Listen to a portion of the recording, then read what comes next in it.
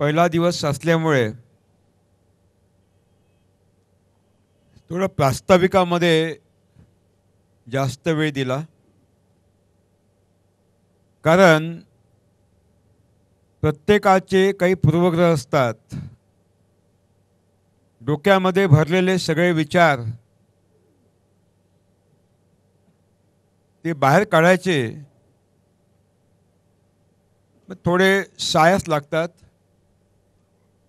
आणि तो प्रयत्न आपण काल केलेला आहे. जे काही मनामध्ये रासायनिक कृषी आणि सेंद्रिय शेतीचं भरीत होतं, ते काल पूर्णपणे बाहेर निघालेलं आहे. आणि आज आता त्या रिकाम्या मनात हा शुद्ध झिरो बजेट नैसर्गिक शेतीचा विचार सहजपणे आपल्याला आता प्रविष्ट करता येईल. मित्रांनो,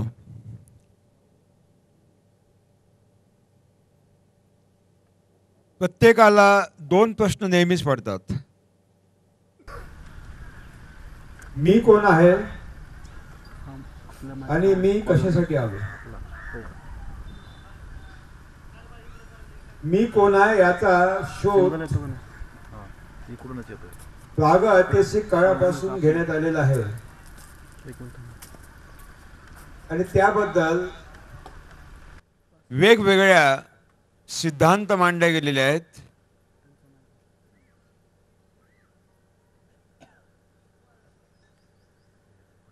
पण शोध अद्यापही चालू आहे. पण काही प्रमाण आपल्याला निश्चित मानता येतील. हे प्रमाण हे सिद्ध करण्यासाठी पर्याप्त आहेत की मी कोण आहे. मी तुम्हाला विचारलं मी कोण आहे, तर तुम्ही म्हणाल सर तुम्ही सुभाष पाळेकर आहात. मग सुभाष पाळेकर कोण? मी का हा माझा देह? तुम्ही कोणाला सुभाष पाळेकर म्हणता? माझा जन्म झाल्यानंतर पहिले 12 दिवस मी सुभाष पाळेकर नव्हतो. जेव्हा आईनं नाव ठेवलं तेव्हा मी सुभाष झालो. त्याच्या आधी कोण होतो?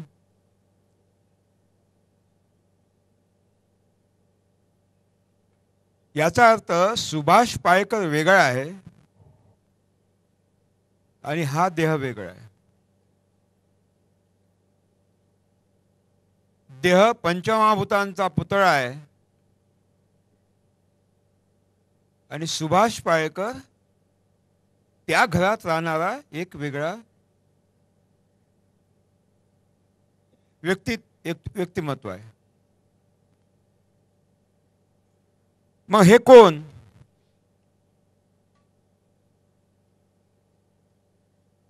हे माझे केस, हे माझं कपाळ, हे माझे कान, हे माझं नाक, हे माझं तोंड, हा माझा गळा, हे माझे हात, ही माझी छाती, हे माझं पोट, हे पाय माझे, हे शरीर माझं, हे माझं माझं म्हणणारं कोण? कारण तो म्हणतो की हे माझं, हे माझं, हे शरीर माझं, म्हणजे शरीर वेगळं आहे आणि म्हणणारा वेगळा आहे. ही खुर्ची माझी, खुर्ची वेगळी आहे आणि मी वेगळा आहे. हे कपडे माझे, कपडे वेगळे आहे, मी वेगळा आहे. हे जे माझं माझं म्हणणार आहे तो म्हणजे देह नव्हे. देह पंचमहाभूतांचा पुतळा आहे आणि पंचमहाभूतांना लय आहे, विनाश आहे.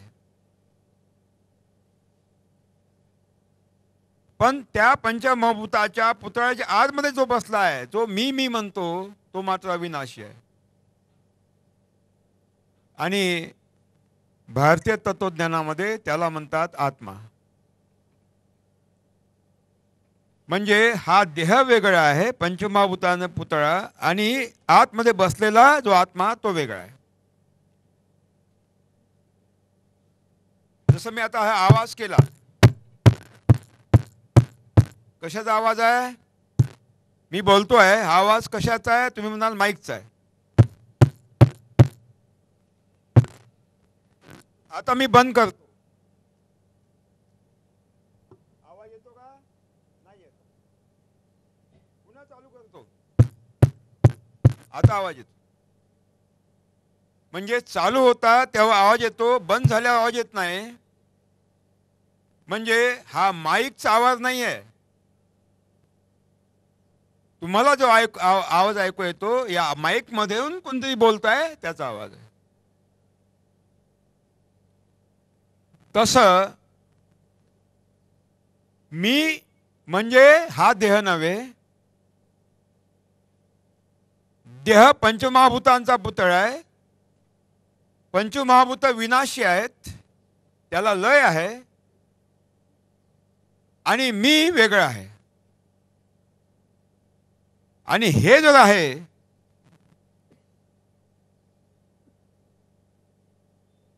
तर मग विनाश देहाचा की माझा,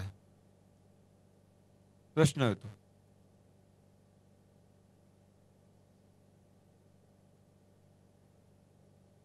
गांधीजीला गोळ्या घालण्यात आल्या.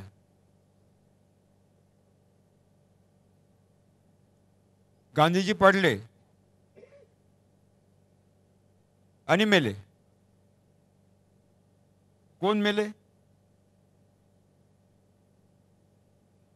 गांधीला गोळ्या घालणाऱ्या पागल लोकांना वाटलं की गांधीला गोळ्या घातल्या म्हणजे गांधीजी संपले. खरं ना? पण गांधीजी संपले का? नाही. कारण त्यांच्या विचाराच्या माध्यमातून गांधीजी अमर आहेत. उलट गांधीचं महत्व सगळ्या जगात वाढलं. जगामधले 1000 राष्ट्रपती, पंतप्रधान, प्रख्यात वैज्ञानिक, विचारवंत, सामाजिक कार्यकर्ते यांचं मत घेण्यात आलं की 20व्या शताब्दीमधला सगळ्यात महान आत्मा कोणता? आणि 1000 लोकांपैकी 882 लोकांनी सांगितलं एका शब्दात, महात्मा गांधी. म्हणजे महात्मा गांधी महात्मा आहेत, जिवंत आहेत, हे जगांनी सांगितलं, सिद्ध केलं. मग त्या दिवशी गोळ्या घातल्या, त्या गोळ्याने गांधीजी संपले नाही. मग संपला काय? देह संपला, पंचमहाभूताचा पुतळा संपला. म्हणजे ज्यांचा हिंसेमध्ये विश्वास आहे त्या लोकांना हे कळायला पाहिजे की हिंसेमुळं एखाद्याचा देह समाप्त करता येतो, पण विचार समाप्त होत नाही. आज भारतामध्ये, सगळ्या जगामध्ये हिंसा प्रबळ होते आहे. नक्षलवाद असो की बाकी अन्य हिंसक कारवाई करणारी आपलीच मंडळी. पण दुसरा सुद्धा एक प्रकार आहे हिंसावादाचा, तो म्हणजे भावहिंसा. शारीरिक हिंसा आणि भावहिंसा. हिंसेनं जर प्रश्न सुटले असते, हिंसेनं जर एखाद्या महान व्यक्तीचे विचार संपवता आले असते, तर त्या व्यक्तींना गोळ्या घातल्यावर ते विचार संपायला पाहिजे. पण संपत नाही, ते आणखी बलवान होतात, कारण प्रतिक्रिया होती तशी. आध्यात्मिक स्तरावर. याचा अर्थ हा की कोणाचे विचार संपवायचे आहेत तर हिंसा हा उपाय नव्हे. विचाराला बंदुकीनं तोडता येत नाही, तलवारीच्या घावाने नष्ट करता येत नाही. विचाराला विचारांनीच नष्ट करता येते. आणि म्हणून आज रासायनिक शेतीचा विचार असो, सेंद्रिय शेतीचा विचार असो, हे विचार आहेत, किंवा राजकीय विचार असो, हे विचार आहेत. आणि हे संपवण्यासाठी हिंसेचा आधार हा शुद्ध मूर्खपणा आहे.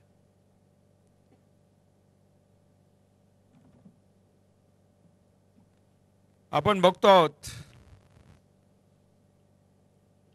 की अनेक प्रकारचे आंदोलन होतात. जन आंदोलन आपण पाहतो आहोत, मास मुवमेंट्स.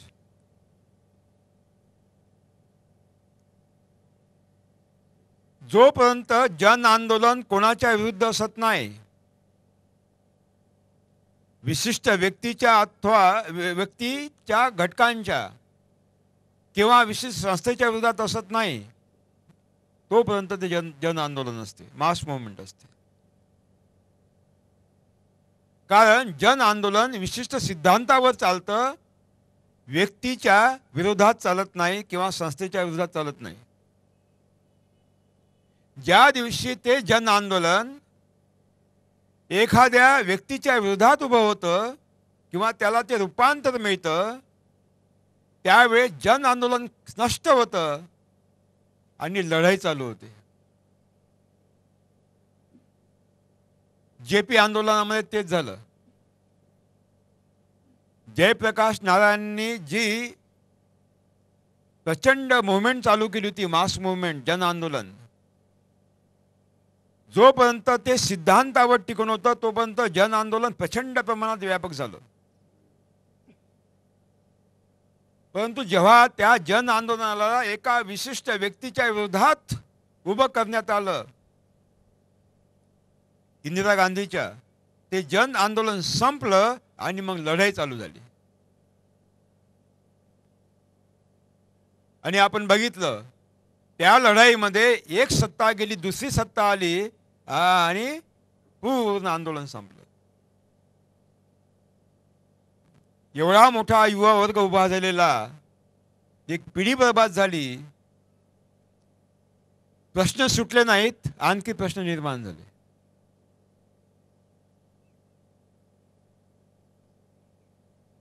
आदरणीय अण्णा हजारेंच्या आंदोलनामध्ये तसंच झालं.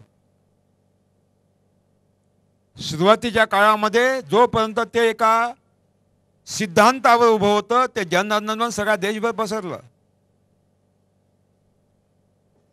पण पुढं जेव्हा त्या जन आंदोलनाला एका विशिष्ट व्यक्तीच्या विरोधात उभं करण्यात आलं, तेव्हा ते जन आंदोलन संपलं आणि लढाई चालू झाली. आणि परिणाम आज बघतो आहोत. आणि म्हणून मित्रांनो, हे जे आपलं जन आंदोलन आहे, याची लढाई होऊ नये, कोण्या विशिष्ट व्यक्तीच्या विरोधात हे उभं होऊ नये, कोण्या राजकीय गटाच्या हातात ते जाऊ नये, कोण्या धर्माच्या पंथाच्या हातात जाऊ नये. ते सर्व व्यापक व्हावं, समाजाच्या सगळ्या घटकांना त्या समावेश असावा. मग तो कोणत्याही जातीचा असो, पंथाचा असो, धर्माचा असो, राजकीय पक्षाचा असो, सगळ्यांना ही दारं उघडी असावीत, जेणेकरून हे जन आंदोलन म्हणून राहील, याची लढाई बनणार नाही. ही शपथ तुम्हाला घ्यायची आहे आणि हे सतीचं वाहन पुढे न्यायचं आहे.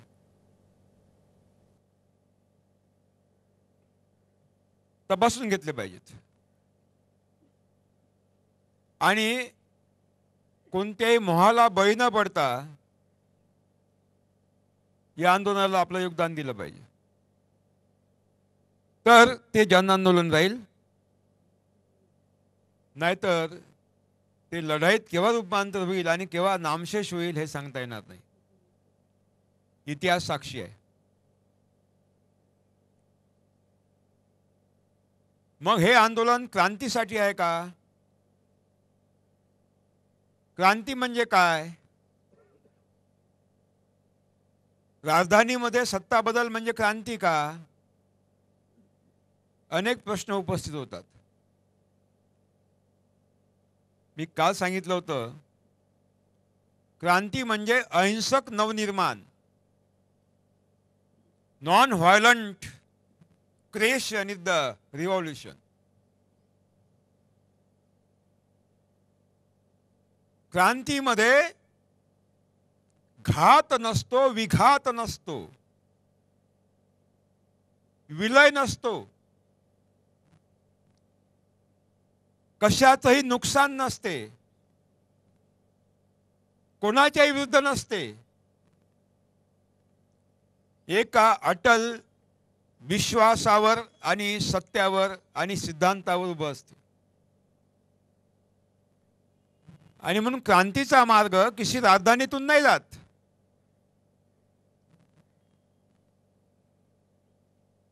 आणि बंदुकीच्या नळीतून क्रांती होत नाही. आणि बॅलेट पेपरमधूनही क्रांती होत नाही. मतदान केंद्रातून क्रांती होत नाही. मतदान केंद्रातून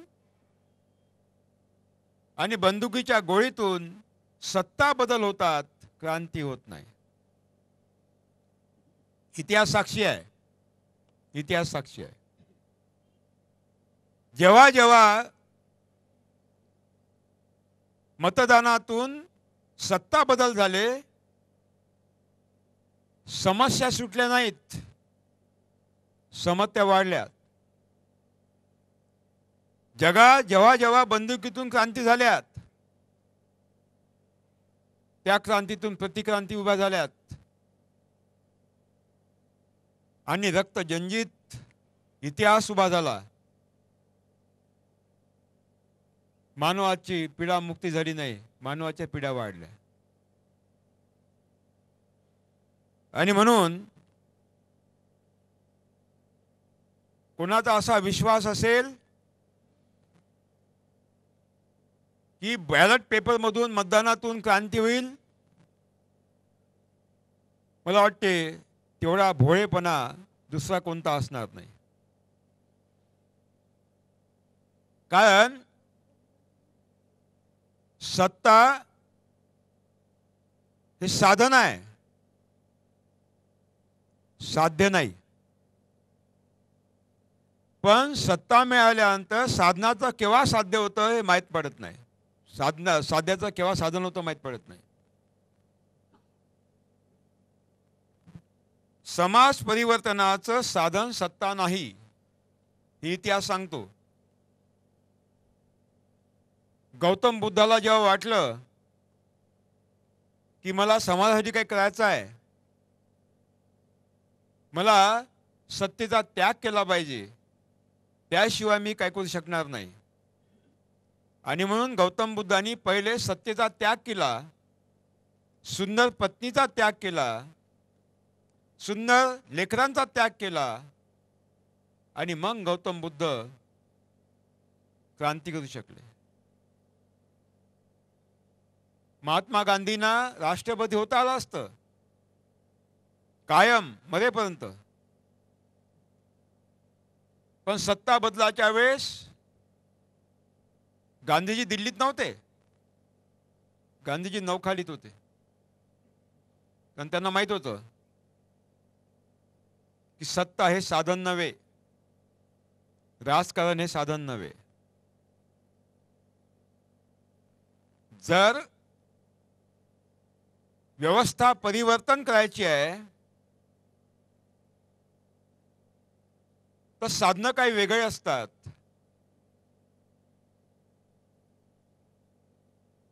आणि व्यवस्था परिवर्तनाच्या लढाईमध्ये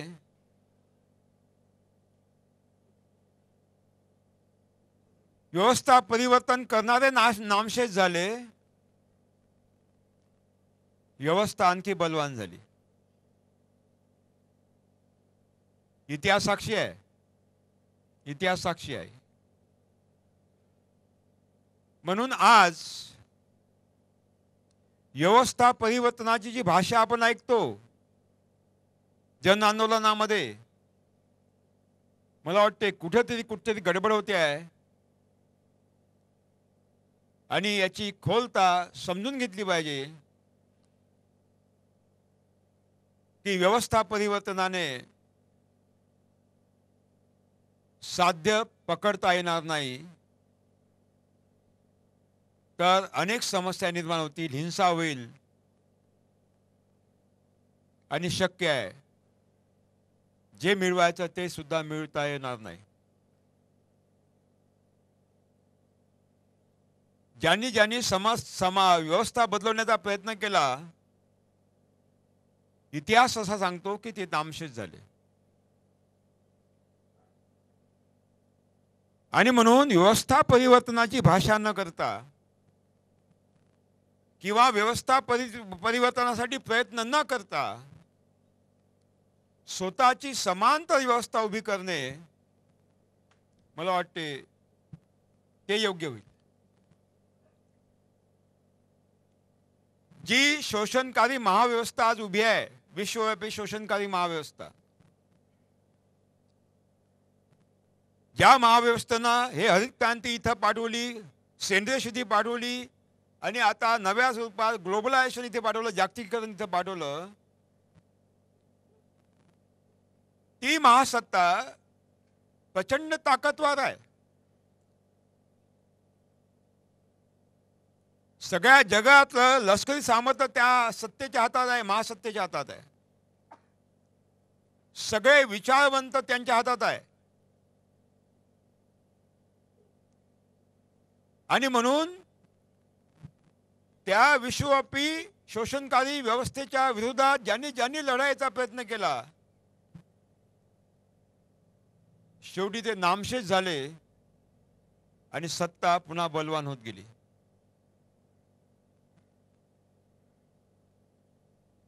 इतिहास हे सांगतोय.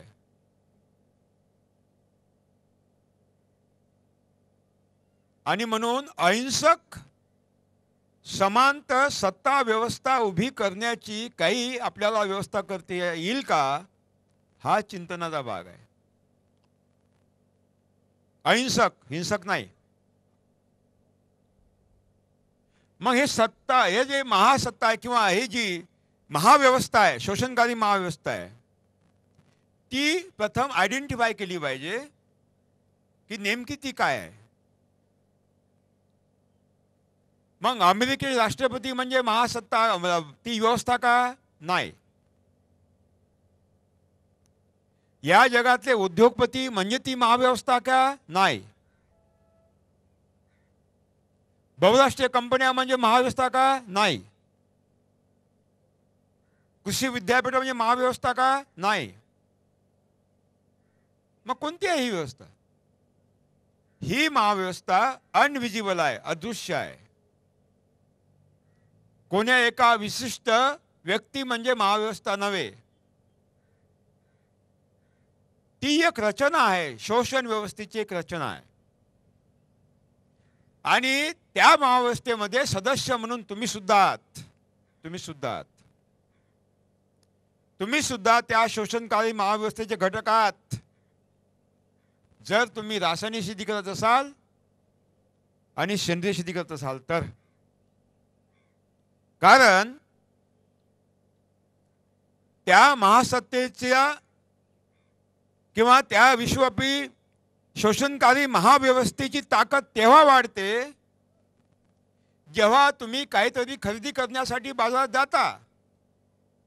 लक्षात ठेवा, त्या महाव्यवस्थेची ताकद तेव्हा वाढते जेव्हा तुम्ही काहीतरी विकत घेण्यासाठी शहराकडे जाता, बाजारामध्ये जाता.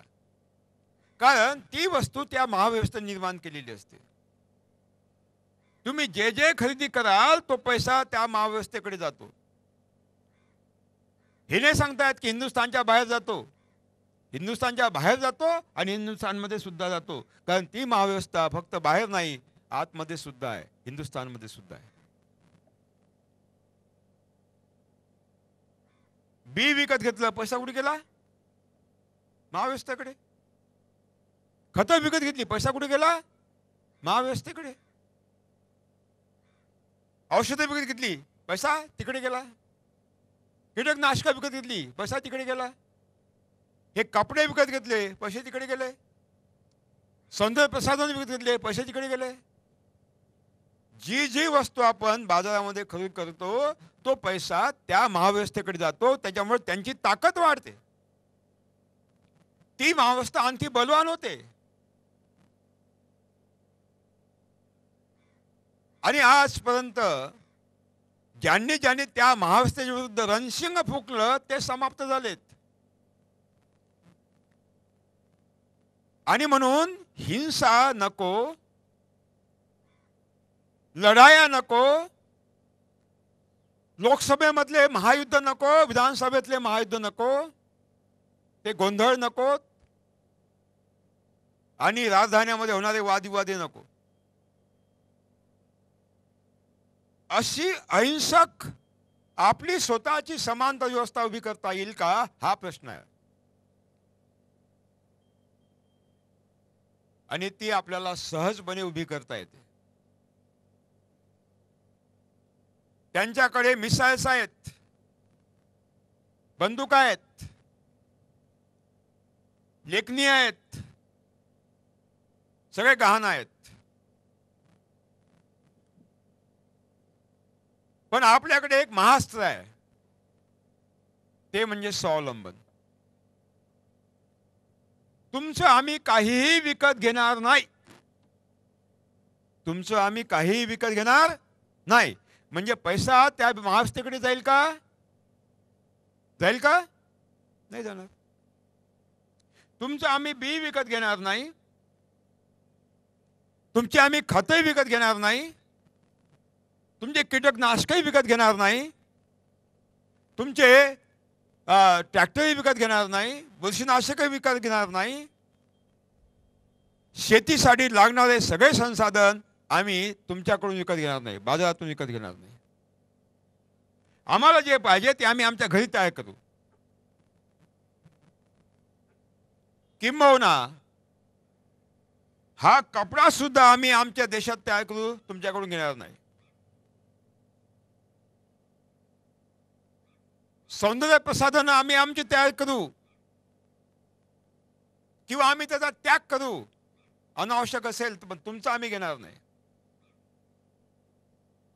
तुमचं म्हणजे देशाच्या बाहेरचं नाही, या महाव्यवस्थेच्या वतीनं तयार केलेलं. तुमची आम्ही औषधी घेणार नाही. जे जे अनावश्यक आहे ते आम्ही काहीच विकत घेणार नाही. म्हणजे दोन गोष्टी घडतील, दोन गोष्टी घडतील. नंबर एक, खऱ्या अर्थानं आम्ही स्वतंत्र होऊ. असं समजू नका की 14 ऑगस्टच्या रात्रीला, 15 ऑगस्टच्या पहाटेला, रात्री 12 वाजता आम्हाला स्वातंत्र्य मिळालं, असं समजू नका. स्वातंत्र्य कोणाला मिळालं? अर्ध्या रात्री कोण जागा असतं? सामान्य माणूस जागा असतो का? असतो का रात्री 12 वाजता? नाही. कोण जागे असतात? हा, चोर असतात. स्वातंत्र्य त्यांना मिळालं, आम्हाला कुठे मिळालं? आणि आपण बघतो कशी लूट चालू आहे.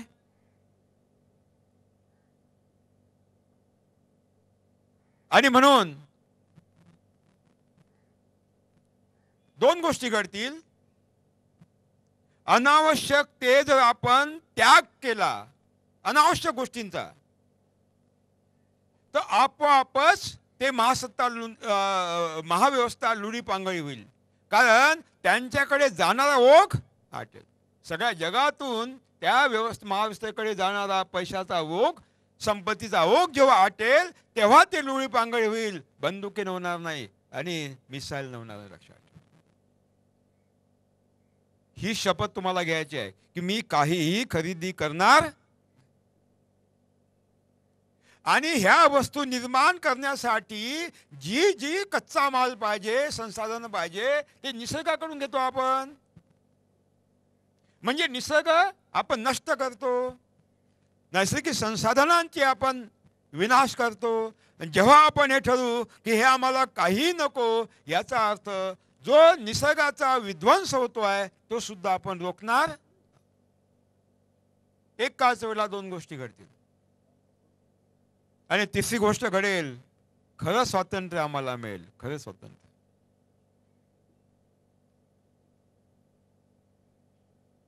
मित्रांनो, जागतिकीकरण हे दोन पायावर उभं असतं. एक म्हणजे शोषण आणि दुसरं भ्रष्टाचार, करप्शन. भ्रष्टाचाराशिवाय जागतिकीकरण बलवान होत नाही आणि शोषणाशिवाय जागतिकीकरणाला आयाम मिळत नाही, बल मिळत नाही. जागतिकीकरण म्हणजे दोन गोष्टी आहे.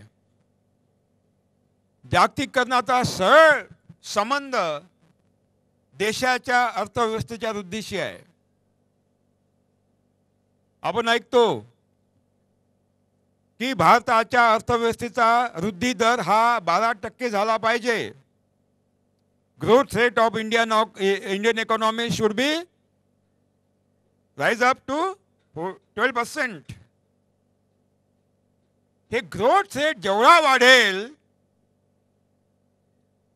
तेवढी भारताची शान वाढेल, तेवढा विकास वाढेल, देश विकसित होईल, असं समीकरण आपल्या समोर ठेवण्यात येत आहे.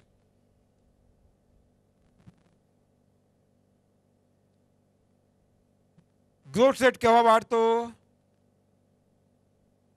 आपल्या भारताच्या अर्थव्यवस्थेचा वृद्धी दर केव्हा वाढतो? जेव्हा भारतातला प्रत्येक माणूस सगळ्यात जास्त वस्तू खरीदतो आणि विकतो, तेव्हा वृद्धी दर वाढतो. आणि म्हणून त्या महाव्यवस्थेनं अशी व्यवस्था उभी केलेली आहे की भारतातल्या प्रत्येक नागरिकांनी रोज काहीतरी खरीदलं पाहिजे आणि काहीतरी विकलं पाहिजे, म्हणजे टर्नओव्हर वाढला आणि मग वृद्धी दर वाढला.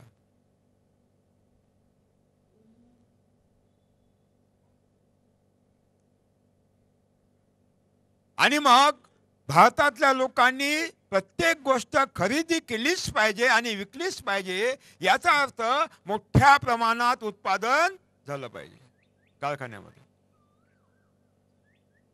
आणि जेवढ्या मोठ्या प्रमाणात उत्पादन कारखान्यात होईल ते विकण्यासाठी एक व्यवस्था उभी केली पाहिजे.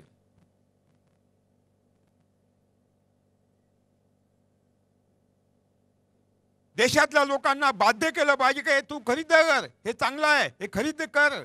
आणि त्यासाठी हे सगळं ॲडव्हर्टाइजमेंटला काय म्हणतात, जाहिरात युद्ध असतं. लहान मुलांच्या हातात तो पेस्ट आणि काय पप्पा मला हे पाहिजेच, पप्पा मला हे पाहिजेच. लहान मुलांचा बालहट्ट, पप्पाला ते विकत घ्यावंच लागते. पैसा कुठे जातो? ॲडव्हर्टाइजमेंट. आणि मग भारतातल्या लोकांची क्रयशक्ती कशी वाढवावी? कारण तुमच्या खिशात पैसेच नाही तर तुम्ही खरेदी कशी कराल? आणि म्हणून तुमच्या खिशात पैसे होताचे, त्यासाठी 5वा वेतन आयोग आणि 6वा वेतन आयोग, घावटे साहेब खरं ना, आणि आता 7वा वेतन आयोग.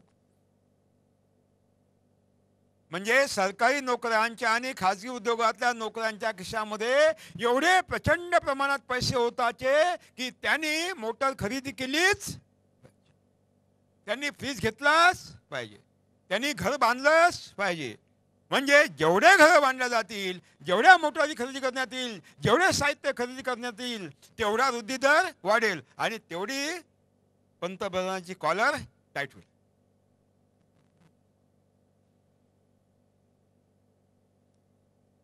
मित्रांनो, एक विसरतात हे लोक, प्रचंड उत्पादन वाढ करायची आहे म्हणजे नवीन कारखाने काढावे लागतील, उद्योग उभे करावे लागतील आणि उद्योग उभे करण्यासाठी पैसा पाहिजे, भांडवल पाहिजे, कॅपिटल पाहिजे. दोन पर्याय असतात. एक तर फॉरेन इन्व्हेस्टमेंट म्हणजे बाहेरच्या संस्थांनी भारतात गुंतवणूक केली पाहिजे, नाहीतर भारतामध्येच त्याची निर्मिती केली पाहिजे, भांडवल निर्मिती. आणि भांडवल निर्मितीचे दोनच कारण, दोनच व्यवस्था आहेत. एक म्हणजे शोषण आणि दुसरं करप्शन, भ्रष्टाचार. 2 रुपयाची वस्तू 20 रुपयाला विकली, 18 रुपये कुठे मिळाले? उत्पादन खर्च 2 रुपये, विकली केवढ्याला? 20 रुपयाला. 18 रुपये काय आहे? भांडवल निर्मिती आहे. हे लक्षात ठेवा. पण विकत घेण्याचं शोषण आहे, पण विकणाऱ्याचं शोषण नाही आहे. त्याची काय आहे? भांडवल निर्मिती आहे. त्याला नैतिक अधिष्ठान आहे. म्हणजे भांडवल निर्मितीसाठी शोषण केलंच पाहिजे, हा जागतिकीकरणाचा स्थायी भाव आहे. आणि ते पुढे पडत असेल तर दुसरा एक उपाय आहे, ते म्हणजे भ्रष्टाचार. भ्रष्टाचारामुळे करोडो रुपये कमवायचे आणि मग नवीन व्यवस्था उभी करायची. म्हणजे अतिशय घातक रस्त्याने हे जागतिकीकरण चाललेलं आहे, अतिशय घातक. आणि मग जेवढ्या जास्त प्रमाणात वस्तूंची निर्मिती होईल तेवढा जास्त प्रमाणात कच्चा माल पाहिजे, आणि हा कच्चा माल फक्त निसर्ग देतो. म्हणजेच जेवढ्या जास्त प्रमाणात भारताचा वृद्धी दर वाढेल तेवढ्या जास्त प्रमाणात निसर्गाचा काय होईल? ऱ्हास होईल, संसाधनं नष्ट होतील. ओपेक नावाची संस्था आहे, जे खनिज तेल निर्माण करतात त्या देशांची एक शिखर संस्था, ज्याला ओपेक म्हणतात, ऑइल प्रोड्युसिंग कंट्रीज फेडरेशन. त्यांनी एक फतवा काढलेला आहे की ज्या वेगानं तुम्ही पेट्रोल, डिझेल आणि नॅचरल गॅस खतम करत आहात, तो वेग जर तुम्ही थांबवला नाही, कायम ठेवला, तर येत्या 35 वर्षामध्ये तुम्हाला पेट्रोलचा थेंब मिळणार नाही, डिझेलचा थेंब मिळणार नाही, रॉकेलचा थेंब मिळणार नाही, आणि गॅस सुद्धा मिळणार नाही. कारण त्याचे भंडार नष्ट होत आहेत. म्हणजे जर 35 वर्षामध्ये गॅस संपला, डिझेल संपलं, पेट्रोल संपलं, पुढची पिढी कशी जगेल? याला पर्याय काय? पुन्हा अजून आपण आपल्याला लागणारा कोळसा स्वतः आपल्या देशातून मिळत होता, चांगल्या क्वालिटीचा. जे औष्णिक विद्युत केंद्र आहे, थर्मल पॉवर स्टेशन आहे, त्यासाठी कोळसा पाहिजे, अनेक कारणासाठी कोळसा पाहिजे. आज आपल्या जवळचा कोळसा संपत आलेला आहे आणि आपण ऑस्ट्रेलियाकडून नंबर 1चा कोळसा मागवत आहोत. आणि गंमत म्हणजे आताच काहीतरी एक सर्वे झाला आणि सांगितलं गेलं येत्या 25 वर्षामध्ये सगळा कोळसाचे साठे संपतील. कोळसा संपला, तेल संपलं, मोठ्या प्रमाणात घर निर्मिती झाली पाहिजे, कारण जागतिकीकरण आहे. भारताचा वृद्धी दर वाढला पाहिजे, म्हणजे मोठ्या प्रमाणात घरं निर्माण झाली पाहिजे, आणि त्यासाठी लागते लोखंड. ते खनिज कुठून भेटणार? पृथ्वीच्या पोटातून. आणि आता सांगण्यात आलं की ते सुद्धा संपणार आहे. नदीची वाळू संपणार, वीट भट्टीला लागणारी माती जमिनीत होते, जमीन संपणार. म्हणजे वृद्धी दर जेवढा जेवढा वाढेल तेवढ्या प्रमाणात निसर्गाचा विध्वंस होणार, हे साठे समाप्त होणार, आणि मग पुढच्या पिढीसाठी तुम्ही काय शिल्लक ठेवणार? हा प्रश्न. आणि म्हणून मित्रांनो, आपल्याला हे सगळा विनाश रोखता येईल का, हा खरा प्रश्न आहे. आणि या प्रश्नावर मंथन, चिंतन, एक राष्ट्रीय सतत चिंतन व्हायला पाहिजे, मंथन व्हायला पाहिजे. आणि मला असं वाटतं की काहीतरी सोल्युशन आपण देऊ शकतो, याच्यावर काहीतरी सोल्युशन देऊ शकतो. ते सोल्युशन काय असेल? स्वावलंबन. स्वावलंबन. आपण आज बघणार आहोत की बियाण्याला पर्याय काय. देशी बियाणं. आणि काल मी सांगितलं की समजा पर्याप्त प्रमाणात आपल्याकडे देशी बियाणं उपलब्ध नसेल तर मी एक तंत्र विकसित केलं आहे की हायब्रिड संकरित बियाण्याचं सुद्धा रूपांतर आपण देशी बियाण्यात करणार आहोत. वाल्याचा अकाउंट बनवणार आपण, वाल्मिकी बनवणार आहे. काय वाट नाही पाहणार आपण कोणाची. रासायनिक खताला पर्याय जीवामृत, घनजीवामृत. कीटकनाशकांना, बुरशीनाशकांना पर्याय आमचे निमास्त्र, ब्रह्मास्त्र, अग्निअस्त्र, दशपर्णी अर्क. ट्रॅक्टरला पर्याय आमचे गांडूळं, आमच्या गावानी गांडूळ. ट्रॅक्टरला, ट्रॅक्टरचा बाप. मग हे झालं शेतीचं. हो, तुमच्या दैनंदिन जीवनाचं काय? आपण कशा तऱ्हेनं आपलं योगदान या मुवमेंटमध्ये देऊ शकतो? सामान्य माणूस या मुवमेंटमध्ये कसा काय आपलं योगदान देऊ शकतो याचा आपण विचार केला पाहिजे. आणि आता तो आपण करणार आहोत. सकाळी उठल्याबरोबर हातात काय येते? ब्रश आणि पेस्ट. मला सांगा, जर त्या ब्रशची आवश्यकता असती तर जन्मता या बोटाला काय फुटला असता? देवाला काय दिला असता? ब्रश दिला असता. दिला का? नाही, घट्ट चामडी दिली. म्हणजे देवानं सांगितलं ब्रशची आवश्यकता नाही, दंत मंजन वापर, चामडी घट्ट आहे. आणि जेव्हा तुम्ही ते कोलगेट पेस्ट आणि कोलगेट नाही कोणती असो ते पेस्ट आणि ब्रश वापरता आणि जेव्हा ते खरेदी करता तेव्हा पैसा कुठे जातो? देशाच्या बाहेर. कारण निर्माता कंपन्या त्या आहेत. म्हणजे तुम्ही त्या शोषणकारी महाव्यवस्थेला उभा करता, मदत करता. मी एक गंमत सांगतो तुम्हाला, मी नाव घेत नाही. एक फार मोठे समाजवादी कार्यकर्ते आहेत, शोषण व्यवस्थेच्या विरुद्ध बोलतात, लिहितात, प्रखर वक्ते आहेत. कलकत्त्याला एका कार्यक्रमामध्ये आम्ही सोबत होतो. एका रूममध्ये आमची व्यवस्था होती आणि मी सकाळपासून बघत होतो ते कोलगेट पेस्ट आणि ते ब्रश सकाळी चालू होतं.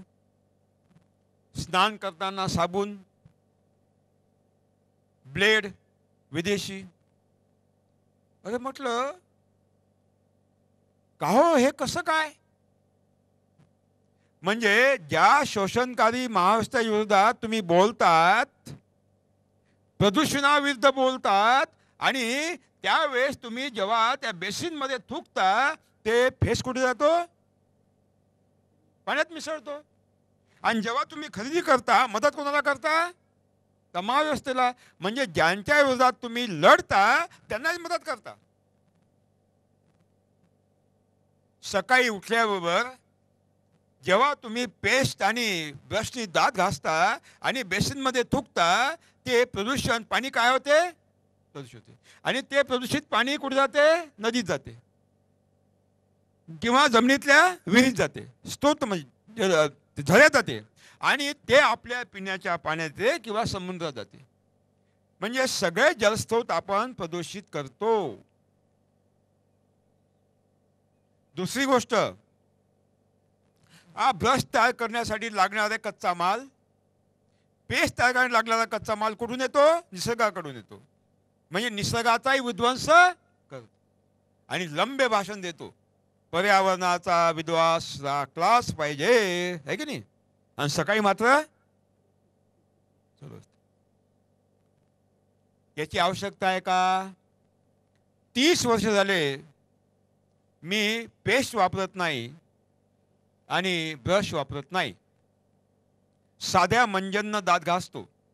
ते मंजन कॉटेज इंडस्ट्रीमध्ये तयार झालेले असते, गावात किंवा आपल्या शहरामध्ये, आपल्या देशात. आणि मग काय होतं? की मी जेव्हा ते मंजन विकत घेतो तेव्हा पैसा बाहेर जातो का गावात राहतो? देशात राहतो. आणि जेव्हा मी मंजन घासतो ते वनस्पतीजन्य आहे, डिग्रेडेबल आहे, म्हणजे बेसिनमध्ये जाते, पाण्यातले जंतू त्याचं काय करतात? विघटन करतात. कारण ते विघटनकारी आहे, पाणी प्रदूषित होत नाही. आणि कच्चा माल जमिनीतून काढला जात नाही, म्हणजे निसर्गाचं शोषण होत नाही आणि अर्थव्यवस्थेची बचत होते. आणि मग मला सांगा, ब्रशचा उपयोग आणि पेस्टचा उपयोग बंद व्हावा की चालू ठेवावा? काय व्हावा? बंद व्हावा. मग दिल्लीला कोणतरी एक भेटलं, म्हणे वा आम्ही स्वदेशी पेस्ट विकतो आणि स्वदेशी ब्रश विकतो. ठीक आहे, कच्चा माल म्हणे हिंदुस्थानातलाच. कुठून घेता? कच्चा माल कारखान्यात पैदा होतो का? नाही. कुठून घेता? निसर्गाकडून. बरं, ठीक आहे. पण का हो म्हटलं, हे स्वदेशीच्या नावाखाली चालतं का? म्हणे आम्ही कट्टर स्वदेशी प्रचारक आहोत. स्वदेशीची व्याख्या काय आहे? स्वदेशी विचार प्रणाली आणि स्वदेशी आचार प्रणाली म्हणजे स्वदेशी. मग हे पेस्ट आणि तुमचा ब्रश हा भारतातला आहे का? हा जो ब्रश आणि हा आचार, जो विचार, मानवी आचार आहे, हा विदेशी आहे का स्वदेशी आहे? का हो चोपडे साहेब, कुठला आहे? विदेशातला आहे. म्हणजे तुम्ही स्वदेशीचा विचार करता, मात्र स्वदेशी जीवन प्रणाली स्वीकारता. कारण भारतानं कधी ब्रश वापरलेला नाही. भारतानं ब्रश निर्मिती, ब्रश आणि पेस्ट कुठून आलाय? युरोपातून इकडे आलाय. म्हणजे जेव्हा तुम्ही देशातही जरी तुम्ही निर्माण केलं आणि लोकांना विकलं तरी ते विदेशीच ठरते, स्वदेशी तंत्रज्ञान ठरत. म्हणजे याचा सुद्धा गहन विचार केला पाहिजे की स्वदेशीच्या नावाखाली जर आपण ब्रश आणि टूथपेस्ट विकत असू तर तो विदेशी संस्कृतीचं आपण पालन करतो आणि आपली भारतीय संस्कृती भूलतो, हे सुद्धा त्यांनी विचार केला पाहिजे. आणि म्हणून तुम्हाला आता शपथ घेता येते. म्हणजे सामान्य माणसाला एक कार्यक्रम देता येतो. तो शपथ घेऊ शकतो की उद्यापासून मी कशाचा वापर करणार नाही? ब्रश आणि पेस्टचा वापर करणार. अन्ना कळलं ना? आणि मग ब्रश झाला की लगेच ऑर्डर, चहा तयार झाला का?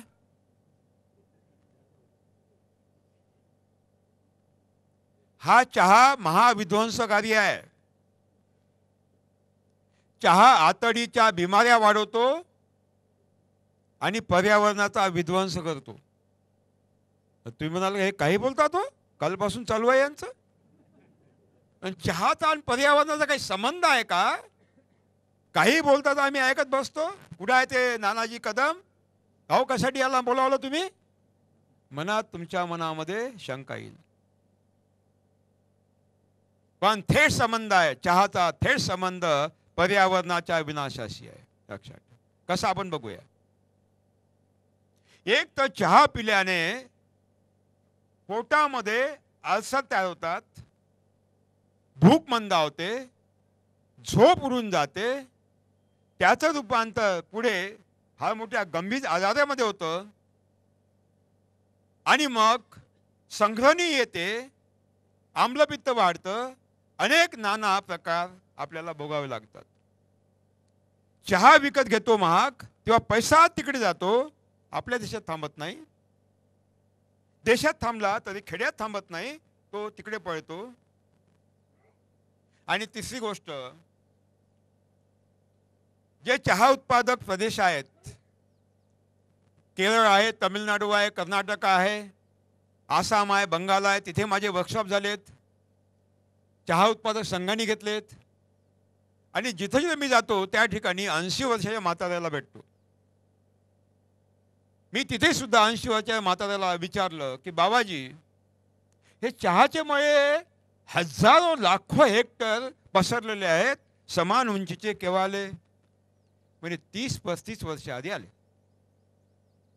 त्याच्या आधी काय होतं? म्हणजे घनदाट जंगल होतं.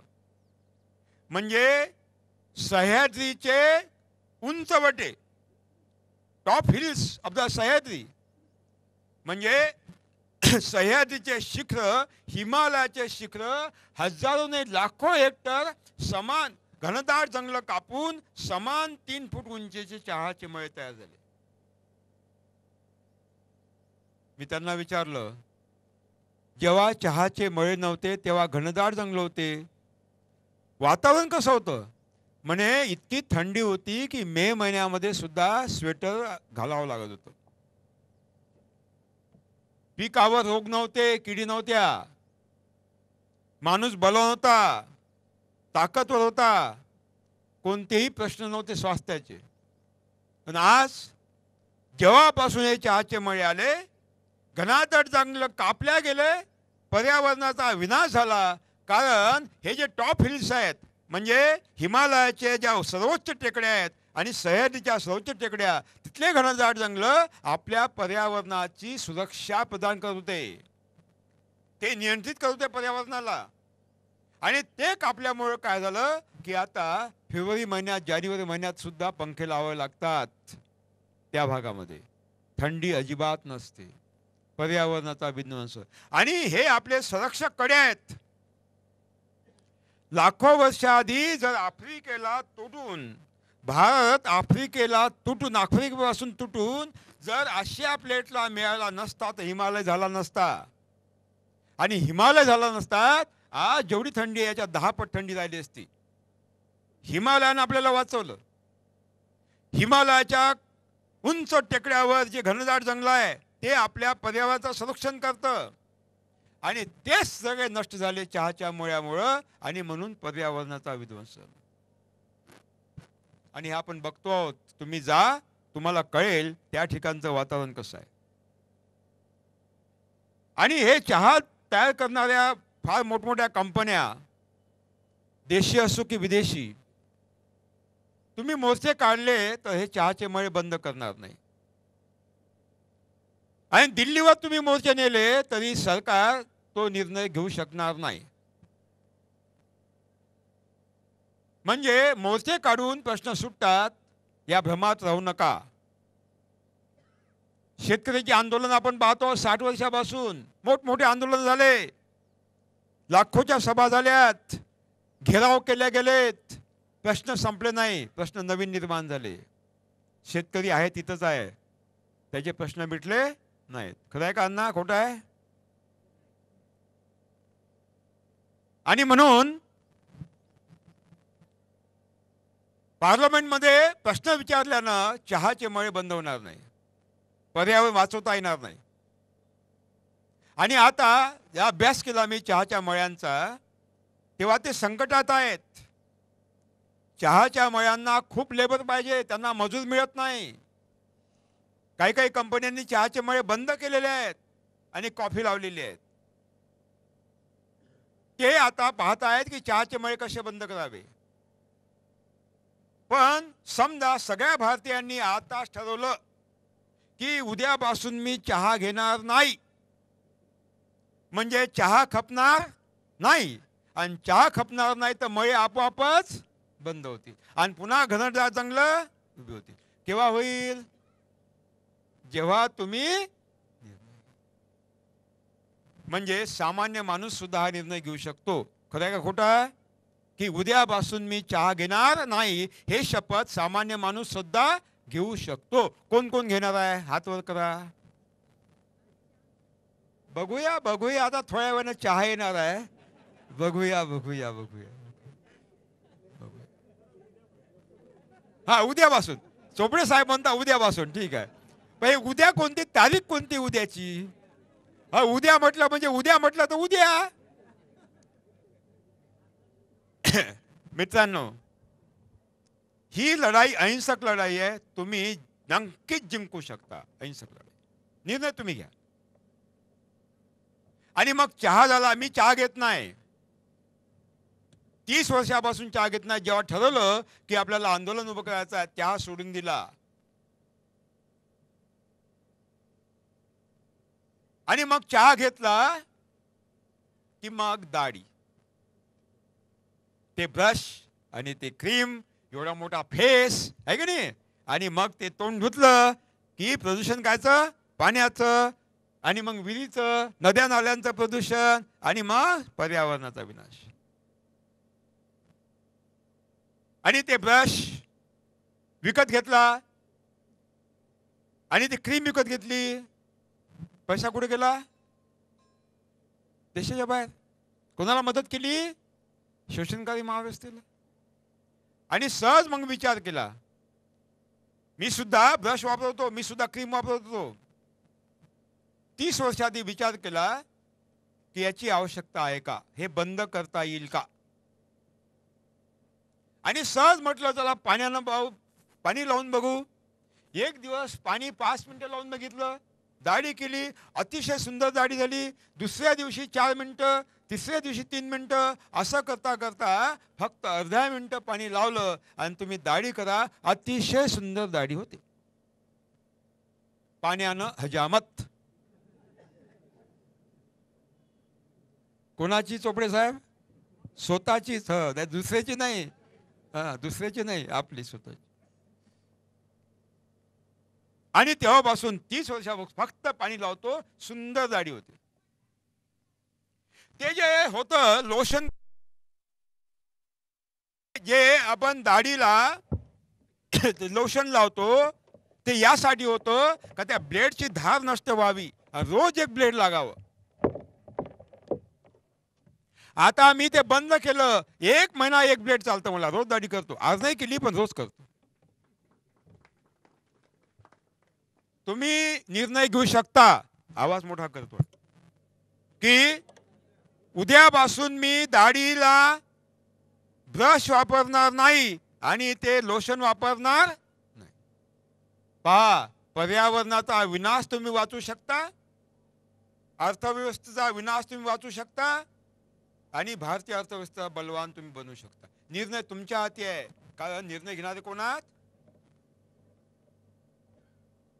तुम्ही म्हणाल बा हे कसं हो, आम्ही तर 10-10 मिनिटं घासत बसतो तरी आमची दाढी कडक होते.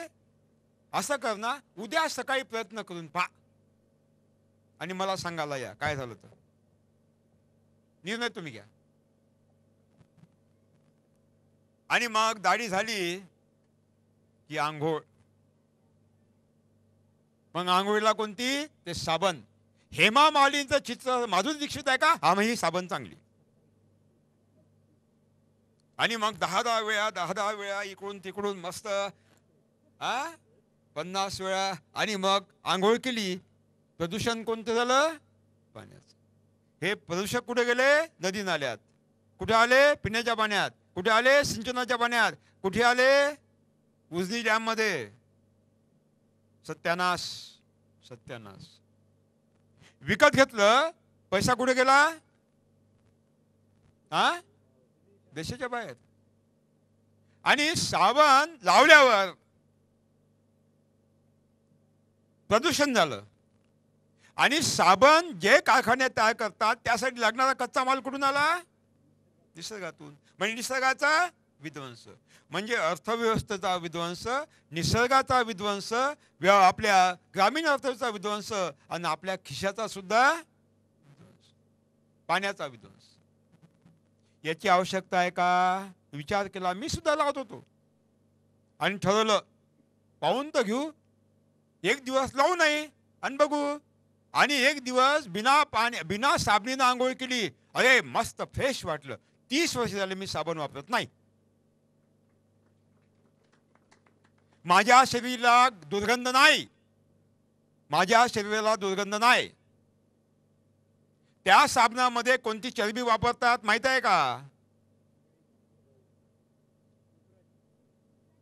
आणि मित्रांनो, मुळात साबणाची आवश्यकताच नाही. कारण ईश्वरानं पाणी डिटर्जंट दिलेलं आहे. शुद्ध थंड पाणी अतिशय उत्तम डिटर्जंट आहेत.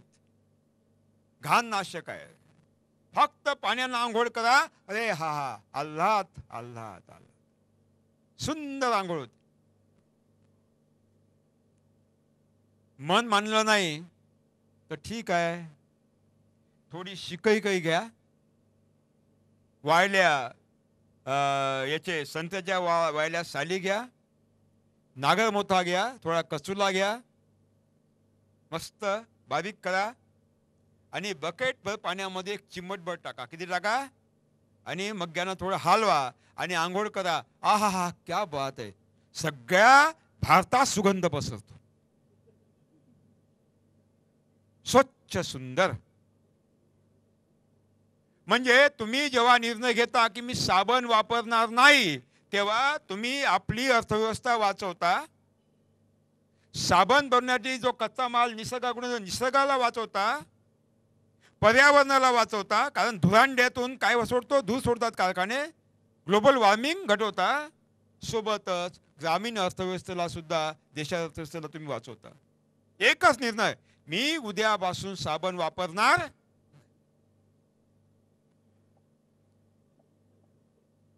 कोणता पक्षी साबण वापरतो सांगा नाव त्याचं? कोणता पक्षी साबण वापरतो? किती सुंदर शरीर आहे. कोणता तुमचा प्राणी साबण वापरतो? हे तुमची खिलार जोडी अतिशय सुंदर पांढरी शुभ्र साबणीन घासता. निर्णय तुम्हाला घ्यायचा आहे. म्हणजे तुम्ही जर निर्णय घेतला की उद्यापासून मी साबण वापरणार नाही, फार मोठी क्रांती करू शकता, फार मोठी क्रांती करू शकता एका निर्णयामुळे. कोण निर्णय घेणार आहे उद्यापासून मी साबण वापरणार नाही? बघू द्या आता, मला हात कोणाकोणाची वर आहे आणि कोणाचे खाली आहे. कोण आहे कंपन्यांचा एजंट खाली हात ठेवणारा? धन्यवाद धन्यवाद धन्यवाद. आज दिसतात, उद्या मी तुमचं शूटिंग करणार आहे गुप्तपणे. हो, कोण वापरणार आहे बघणार आहे. आणि मग आंघोळ झाली की आमच्या माऊल्या लॅक्टो कॅलामिन 65 रुपयाची एवढीशी बॅग है ना, लोशन. इतकं सुंदर पाखरू लॅक्टो कॅलामिन वापरतं. आवश्यकता आहे का? अरे ईश्वराने एवढा सुंदर देह दिलेला आहे, सुंदर चेहरा दिलेला आहे, आणखी कशाला त्याला बसूत करता? जेव्हा तुम्ही ते सौंदर्य प्रसाधन विकत घेता तेव्हा निसर्गाचा विध्वंस करता, पर्यावरणाचा करता. कारण कारखान्यातून प्रचंड धूर सुटलेला असतो आणि अर्थव्यवस्थेची सुद्धा तुम्ही लूट करता, लक्षात ठेवा. आणि म्हणून निर्णय तुमच्या हातात आहे की साबण वापरावी की न वापरावी. जो देशभक्त असेल त्याचा विचार गंभीरपणे नक्कीच करेल असं मला वाटतं. आणि आंघोळ झाली का मग हे विदेशी कपडे, पॉलिस्टर, गावडे साहेब, पॉलिस्टर विदेशी कपडे. हा विदेशी कपडा ऑटोमॅटिक मशीन तयार करते, स्वयंचलित यंत्रमाग. कच्चा माल निसर्गाकडून येतो, त्याचे साठे संपत आहेत. 100 कामगारांचं काम एक मशीन करते. 100 कामगारांचे घर उद्ध्वस्त होतात, चुल्या बंद होतात, एक ऑटोमॅटिक मशीन. भारतासारख्या रोजगाराभिमुख अर्थव्यवस्थेला हे परवडतेल का? प्रश्न आहे. पण जेव्हा तुम्ही 1 मीटर खादी खरीदता किंवा सुती कापड खरीदता तेव्हा शेतकऱ्यांना मदत करता. कारण जेवढी डिमांड वाढेल तेवढी मागणी वाढेल, तेवढा भाव वाढतो, त्याला मदत होते. एक दिवस आदरणीय, मला खूप आदर आहे त्या व्यक्तीविषयी, अण्णा ND पाटलांचा फोन आला. अमरावतीला येणार होते, शहाजीराव नरवडे सोबत होते, आम्हाला भेटायला यायचं आहे. अरे बापरे, या, स्वागत आहे आपलं. आले, 3 तास बसले, खूप गप्पा झाल्या आणि मी म्हटलं इंडी पाटील साहेब मला खूप आपल्याबद्दल आदरात, म्हणजे आज खरे निस्सीम जर राजकीय कार्यकर्ते असतील तर तुम्ही आहात, निर्लेप आहेत, भ्रष्टाचारापासून अलिप्त आहात, तुम्ही भीत नाही कोणाला, तुम्ही फार मोठं कापूस उत्पादक आंदोलन उभं केलं, पण मला एका प्रश्नाचं उत्तर द्या, तुमच्या शरीरावर कपडे कोणते आहेत? पॉलिस्टर आहेत. शेतकऱ्यांच्या समस्याप्रमाणे तुम्ही आंदोलन उभे करता. कापूस उत्पादकाला भाव केव्हा मिळेल? जेव्हा मागणी वाढेल. आणि मागणी केव्हा वाढेल? जेव्हा कपडे घालणारे वाढतील. आणि तुम्ही जर ते खादीचे कपडे घालणार नाही, सुती कपडे घालणार नाही, तर मागणी कशी वाढेल? आणि मागणी वाढणार नाही तर भाव कसा मिळेल? त्यांच्या लक्षात आलं ते. त्याच्या लक्षात आलं. मित्रांनो, आपण जे खातो, अन्न खातो, त्याचं चयापचय होतं आतडीमध्ये, त्यापासून हाडं बनतात, रक्त बनतं, मांस बनतं, ओज शक्ती बनते, विचार बनतात आणि विष सुद्धा तयार होतं. आपल्या दैनंदिन चयापचनातून विष सुद्धा निर्मिती होते. ते विष घामावाटे बाहेर टाकून देण्याची नैसर्गिक व्यवस्था आहे. शरीराच्या आतमध्ये तयार झालेलं विष आपल्या घामाच्या वाटे बाहेर फेकून देण्याची एक नैसर्गिक व्यवस्था आहे. याचा अर्थ आपल्या शरीरावर कपडे असे असले पाहिजे की जे घाम शोषून घेतं आणि हवेमध्ये सोडून देतं. ते लक्षण फक्त सुती कापडात आहे आणि खादीत आहे. पॉलिएस्टरमध्ये ते लक्षण नाहीत. पॉलिएस्टरमध्ये काय? आतला घाम आतमध्ये, आतलं जहर आतमध्ये, विष आतमध्ये. म्हणजे मग प्रतिकारशक्ती घटली पाहिजे आणि तुम्हाला चिकनगुनिया आणि कॅन्सर झाला.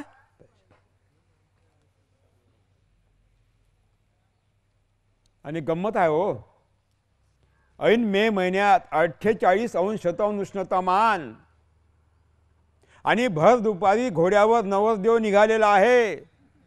अखट्ट पॉलिस्टरचे कपडे, बनेन, त्याच्यावर कोटीन, त्याच्यावर शर्टन, त्याच्यावर घट्ट कोट आणि इथं काय काय आतून लेकाचा सगळा घामानं. भारतीय संस्कृतीचे रक्षक का भक्षक? सुती कापड घातला तर हा विनाश टाळता येतो.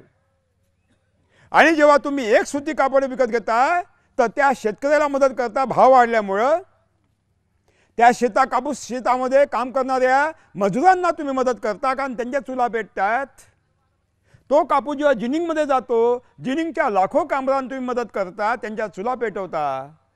जिनिंगमधून पेसिंगमध्ये गेलं, तिथल्या लाखो कामगारांना तुम्ही जगवता. पेसिंगमधून सूतगिरणीत गेलं, सूतगिरणीच्या लाखो कामगारांना तुम्ही जगवता. सूतगिरणीतून तुमच्या कपडा मिलमध्ये गेलं, कपडा मिलमधल्या लाखो कामगारांना तुम्ही जगवता. आणि कपडा बाहेर पडल्यानंतर मोठे व्यापारी, चिल्लर व्यापारी, अरे किती लाखो कोट्यवधी लोकांच्या चुला पेटवता, त्यांना मदत करता.